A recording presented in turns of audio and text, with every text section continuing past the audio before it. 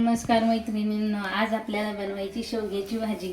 तर शेवग्याची भाजी बनवण्यासाठी मी इथं घेतलेलं साहित्य: फूल, धने, कांदा घेतलाय भाजून, शेंगदाणे, थोडंसं पाला घेतला, कडपाला, नंतर लसण घेतलाय आणि याच्यामध्ये जिरे, मोहरी आणि अजून परत लवंगा घेतल्यात आणि फूल घेतलंय. तर आता मी काय केले, हे सर्व भाजून घेतले. आता हे भाजून घेतले तर आपल्याला काय करायचं, हे बारीक मिक्सरमधून काढून घ्यायचं. आता मी हे मिक्सरमधून बारीक काढून घेते. हे बघा, हे असं काढून घेतलं एकदम बारीक. आता आपल्याला काय करायचं, गॅस पेटवायचा आहे. तोपर्यंत आपली कढई गरम होती. इथं मी काय घेतलं तर शेंगा उकडून घेतलेले आहेत अगोदरच, हे बघा. आणि भाजी खायला खूप छान लागते काळ्या मसाल्याची. तुमच्याकडे जर रेडीमेड मसाला असला काळा तयार केलेला, त्याच्यामुळे तुम्हाला अगदी सोपी जाईल हे करायला. माझ्याकडे रेडीमेड मसाला नव्हता म्हणून मी हे धने फूल भाजूनच तयार केला. आता आपल्याला याच्यामध्ये 2 पळ्या तेल टाकायचे. तर आपल्याला याच्यामध्ये तेल टाकून घ्यायचे. तर मी इथं 2 पळ्या तेल टाकले. आणि भाजी आमच्या दोघांनाच बनवायची, त्याच्यामुळं माझं सर्व साहित्य कमीच आहे. आता आपल्याला याच्यामध्ये मोहरी टाकून घ्यायची.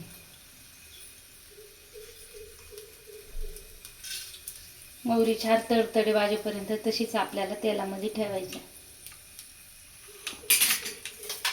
नंतर मी इथं कोथिंबीर आणि कढीपत्ता घेतला बारीक करून. आता आपल्याला तेलामध्ये या शेंगा सोडायच्या, परतून घ्यायच्या.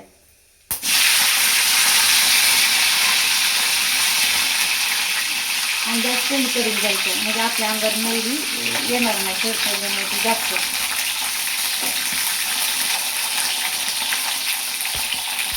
आता आपल्याला त्याच्यात हळद टाकून घ्यायची थोडीशी.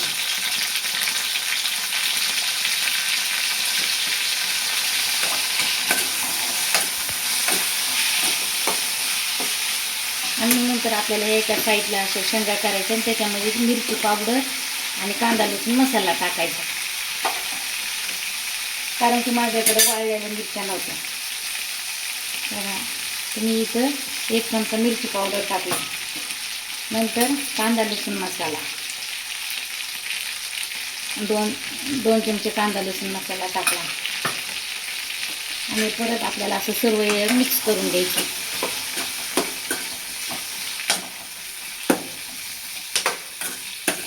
आणि मिक्स केल्याच्या नंतर आपल्याला कोथिंबीर आणि कढीपत्ता लगेच सोडून द्यायचा याच्यात.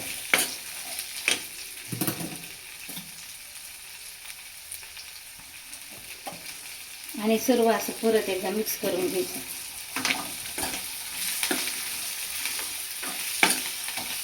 आणि शेंगा तेला मिठात परतून घ्यायच्या. आणि नंतर आपल्याला वरून आपण तो बारीक केलेला काळा मसाला सोडून द्यायचा.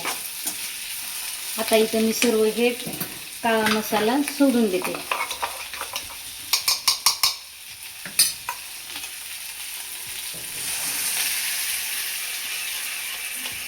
आणि हा मसाला सुद्धा आता आपल्याला थोडासा परतून घ्यायचा. जास्त जर परतून घेतलं तर ते करपट लागेल, कारण की आपण अगोदरच हा सर्व मसाला तेलामध्ये भाजून घेतलेला आहे. आता याला छान थोडंसं अजून 1-2 मिनिट परतून देऊ. आणि नंतर चवीपुरतं मीठ टाकून घेऊ.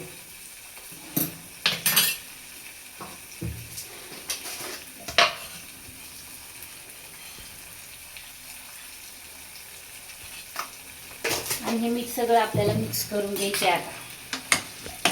आणि मिक्स केल्याच्या नंतर आपल्याला आता याच्यामध्ये 1 ते 1.5 गिलास पाणी टाकायचं, कारण की ही भाजी आमच्या दोघांपुरती असल्यामुळं मला इथं 1.5 गिलास पाणी खूप होत आहे.